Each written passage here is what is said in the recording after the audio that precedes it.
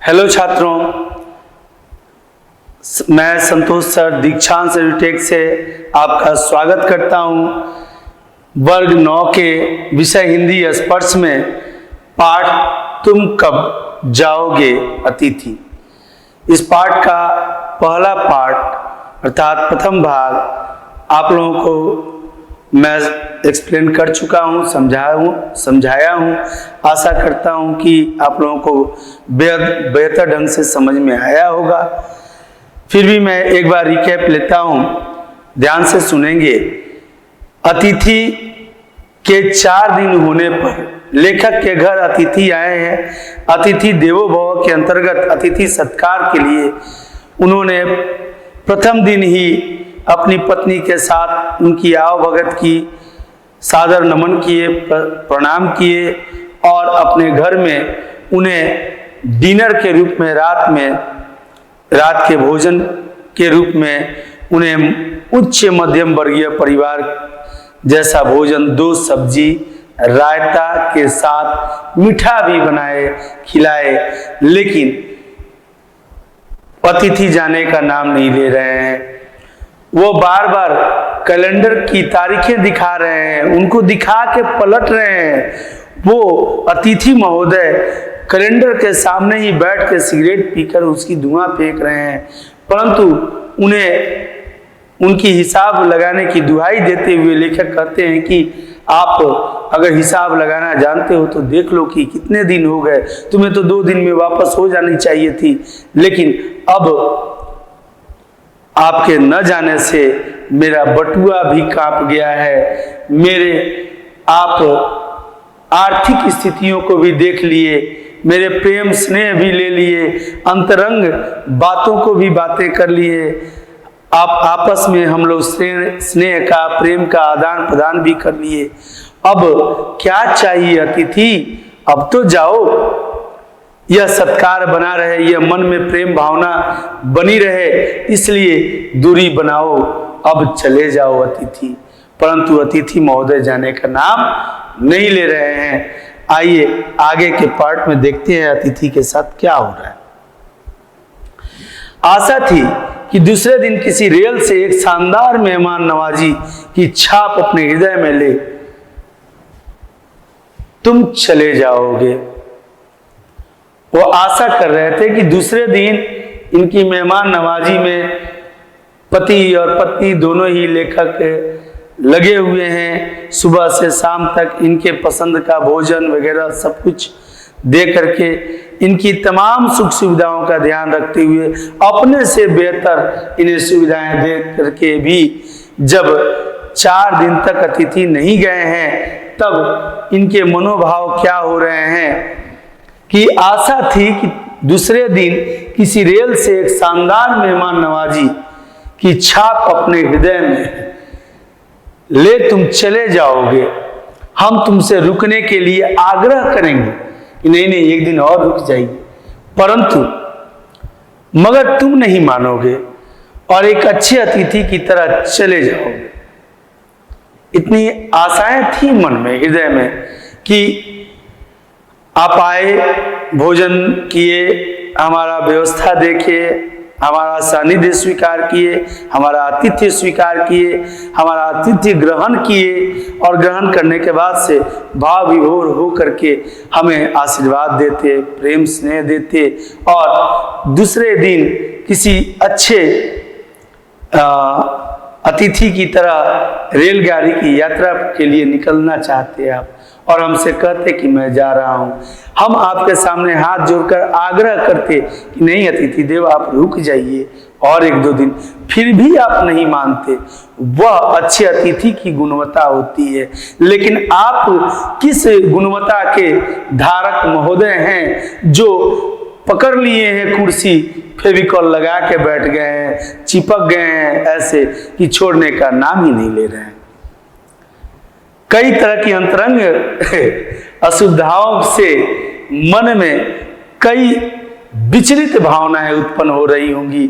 ऐसा हो सकता है कि आपके यहाँ भी कोई अतिथि आए। छात्रों, एक छोटी सी कहानी है कि एक अतिथि महोदय थे वह किसी के यहाँ जाते थे, वह 1 वर्ष में अपने घर का मात्र 1 महीना का भोजन करते थे, बाकी के 11 महीना बाहर ही रहते थे।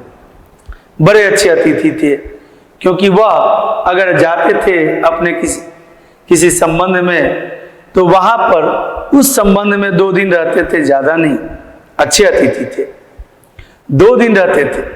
2 दिन में उनके साथ अंतरंग अपनी बातों को रखते रखते यह जान लेते थे कि उनका कहाँ कहाँ संबंध है, और उस संबंध के तरफ, उस क्षेत्र के तरफ निकल पड़ते थे।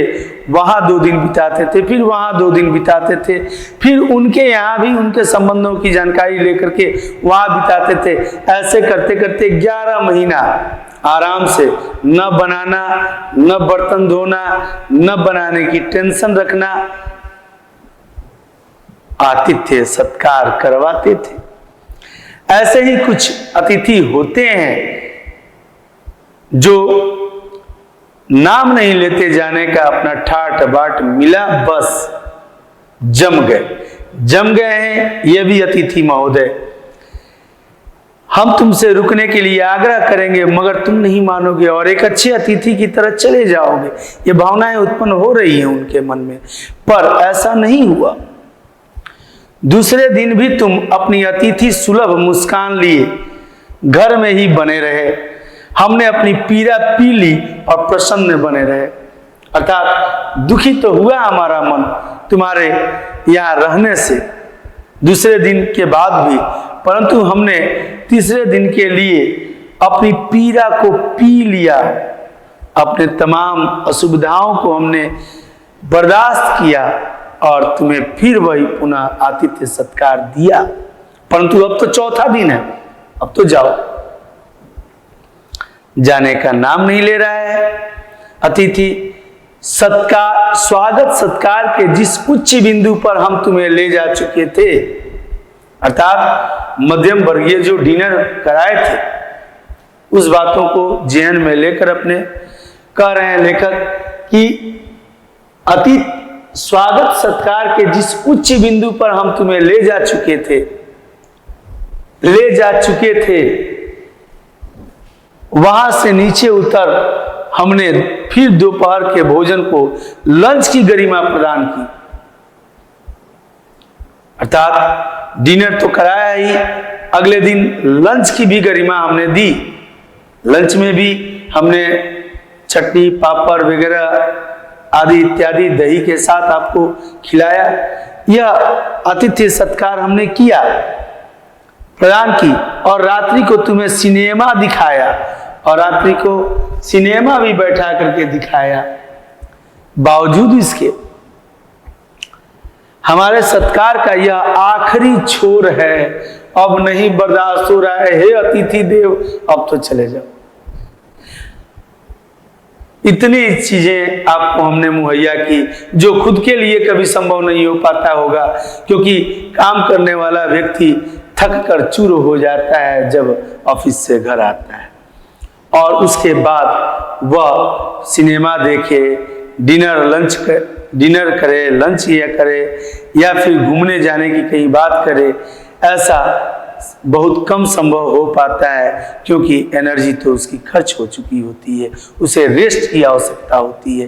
परंतु यहाँ पर तो अतिथि के सत्कार में ही इनका कचूमर निकल रहा है। हमारे सत्कार का यह आखिरी छोर है, जिससे आगे हम किसी के लिए नहीं बढ़े। इतना तो किसी अतिथि का सत्कार हमने नहीं किया जितना कि तुम्हारा किया, फिर भी बने हुए हो जाओ भाई। इसके तुरंत बाद भावभीनी विदाई का वह भीगा हुआ क्षण आ जाना चाहिए था, जब तुम विदा होते और हम तुम्हें स्टेशन तक छोड़ने जाते, पर तुमने ऐसा नहीं किया। कह रहे हैं लेखक कि 2 दिनों के बाद से तो मैंने किसी अतिथि को इतना सत्कार नहीं किया, फिर भी मैंने अपने दुखों का, गमों का घूंट पी करके आपका सत्कार किया। आपको टीवी भी दिखाया, सिनेमा दिखाया, लंच कराया बढ़िया बेहतर, डिनर भी दिया बढ़िया बेहतर, फिर भी जाने का आप नाम नहीं ले रहे हो। इससे तो अच्छा होता कि आप रेलवे स्टेशन की तरफ जाते, मैं आपको छोड़ने तक जाता, इतना आतिथ्य सत्कार करता। परंतु जाते तो सही, अब तो बर्दाश्त के बाहर की बात हो रही है, अब हमसे नहीं संभव है, क्योंकि हमारी अर्थव्यवस्था चरमरा गई है भारत सरकार की तरह। जब तुम विदा होते और हम तुम्हें स्टेशन तक छोड़ने जाते, पर तुमने ऐसा नहीं किया। तो अतिथि ने क्या किया? तीसरे दिन सुबह तुमने मुझसे कहा, अतिथि ने क्या किया? ये तो उनकी भावनाएं थी। अतिथि ने क्या किया? तो तीसरे दिन की सुबह तुमने मुझसे कहा, क्या कहा? मैं धोबी को कपड़े देना चाहता हूं। मतलब क्या है यार? धोबी को कपड़े देना चाहते हो? लेखक के मन में उठी भावनाएं ऐसी हो रही होंगी, अरे भाई हम तो यहाँ सोच रहे हैं कि ट्रेन पकड़ने जाना चाहते हो, यहाँ धोबी को कपड़े दे दोगे तो धोबी भी तो 2-3 दिन का समय लगाएगा, फिर इसका मतलब और हफ्ता दिन, तब तो मेरा पक्का है कि मेरा तो हलवा बना के ही जाओ। यह आघात अप्रत्याशित था। यह जो आघात हुआ, आघात माने गंभीर चोट लगना, यह जो गंभीर चोट लगी, आघात हुआ, यह अप्रत्याशित था, इसकी संभावना नहीं थी। ये तो अचानक ही प्राकृतिक आपदा की तरह आ गया।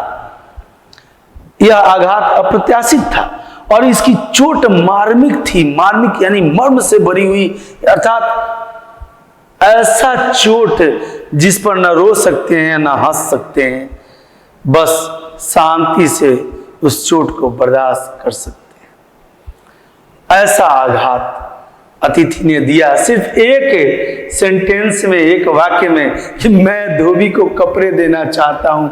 कई भावभीनी बातें, कई अंतरंगी बातें इस एक वाक्य में छिपी हुई थी, क्योंकि धोबी को कपड़े देने का मतलब था इन्हें तो अभी रहने की इच्छा है, और ये रह रहे हैं तो फिर हमारा तो हालत खराब करते हैं।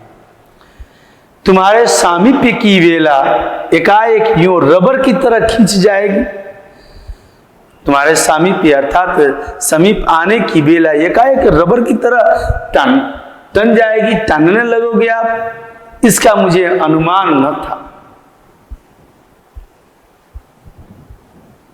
पहली बार मुझे लगा कि अतिथि सदैव देवता नहीं होता। इसका मतलब देवता के विलोम भी हो सकता है। अभी तो लेखक के मन में ऐसी ही कुछ भावनाएं उत्पन्न हो रही है कि हमारा जो ये अतिथि आया है यह तो देवता नहीं हो सकता। अगर देवता नहीं हो सकता तो उसका विपरीत, जी हाँ, दानव ही हो रहा है। वह मानव और थोड़े अंशों में राक्षस भी हो सकता है।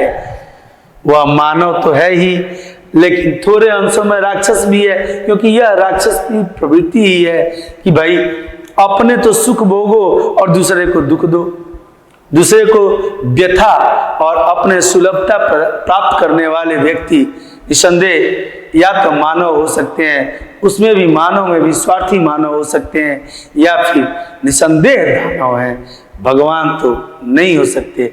ऐसी भावनाएं अब उत्पन्न हो रही हैं हमारे लेखक के मन में। और हो भी क्यों ना, अगर ऐसे अतिथि आ जाएं या आप इस तरह के अतिथि बनकर कहीं चल जाएं, तब तो वहाँ उस आतिथ्य को सत्कार में बदलने वाले उस घर वाले के ऊपर निर्भर करता है वो क्या करेगा। कई लोगों के मन में कई तरह की भावनाएं उत्पन्न हो रही है। बहुत लोग हैं ऐसे जो लाठी लेके भी चढ़ सकते हैं, परंतु ऐसा लेखक नहीं कर सकते, क्योंकि यह मध्यम वर्गीय परिवार के व्यक्ति हैं और मध्यम वर्गीय परिवार अपने प्रतिष्ठा को सर्वोपरि मान करके चलता है।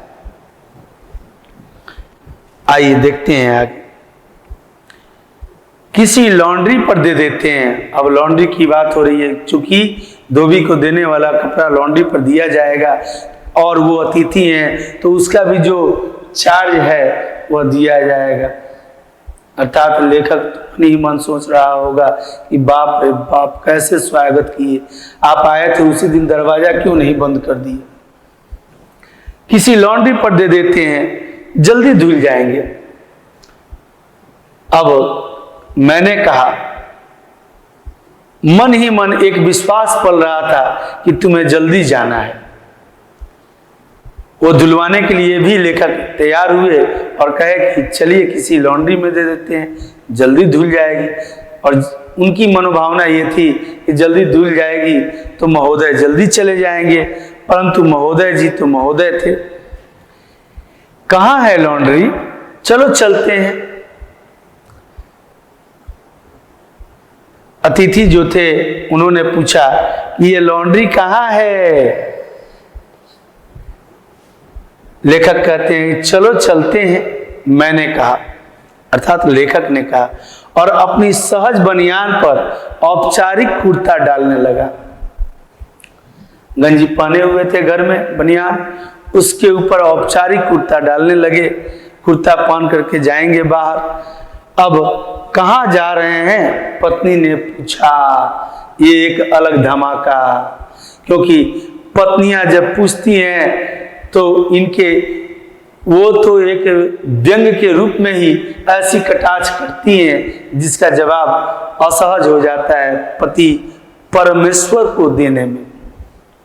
कहाँ जा रहे हैं, पत्नी ने पूछा। इनके कपड़े लॉन्ड्री पर देने जा रहे हैं। इन्होंने बताया कि इनके कपड़े लॉन्ड्री पर देने जा रहे हैं। मैंने कहा, अर्थात लेखक ने, मेरी पत्नी की आंखें एकाएक बड़ी बड़ी हो गई। एकाएक बड़ी बड़ी हो गई। मतलब क्या मतलब, अभी रहेंगे महोदय जी। बड़ी बड़ी हो गई। आज से कुछ बरस पूर्व, अब देखिए ये लेखक की मनोदशा क्या हो रही है कि आज से कुछ वर्ष पूर्व अर्थात पहले, उनकी ऐसी आंखें देख मैंने अपने अकेलेपन की यात्रा समाप्त कर बिस्तर खोल दिया था, अर्थात विवाह के लिए तैयार हो गया था। पर अब जब वे ही आंखें बड़ी होती हैं तो मन छोटा होने लगता है, डर लगने लगता है। अभी छात्रों, डर क्यों न लगे।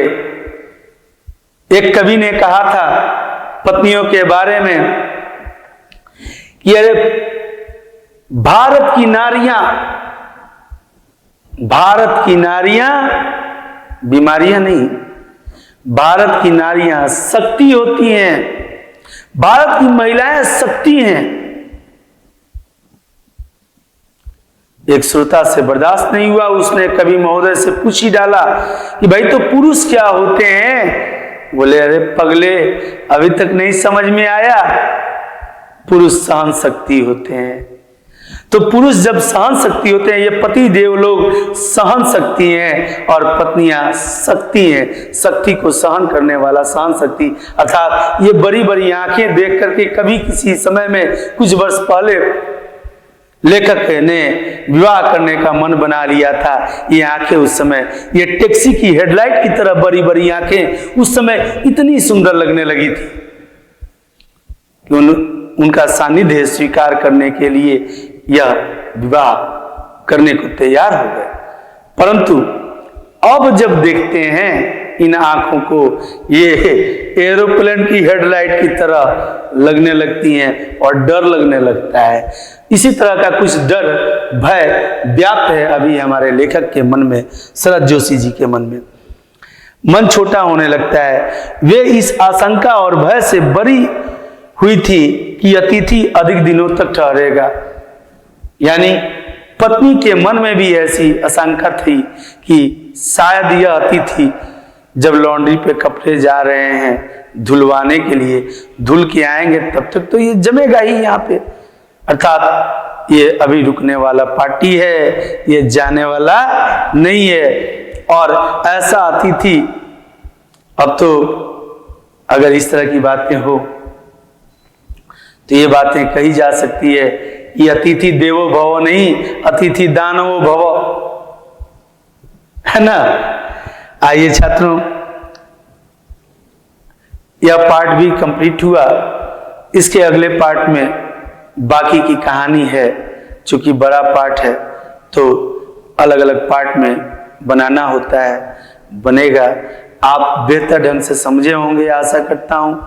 और इसके आगे भी इसी तरह की मजा आने वाले हैं, गुदगुदाहट से भरा हुआ है यह पाठ। अतः हम लोग भी लेखक के साथ साथ थोड़ी अपने मनोदशा को हंसाते हुए चलेंगे, खुश होते हुए चलेंगे, हर्षित होते हुए चलेंगे। तब तक के लिए धन्यवाद। आपका दिन मंगलमय हो।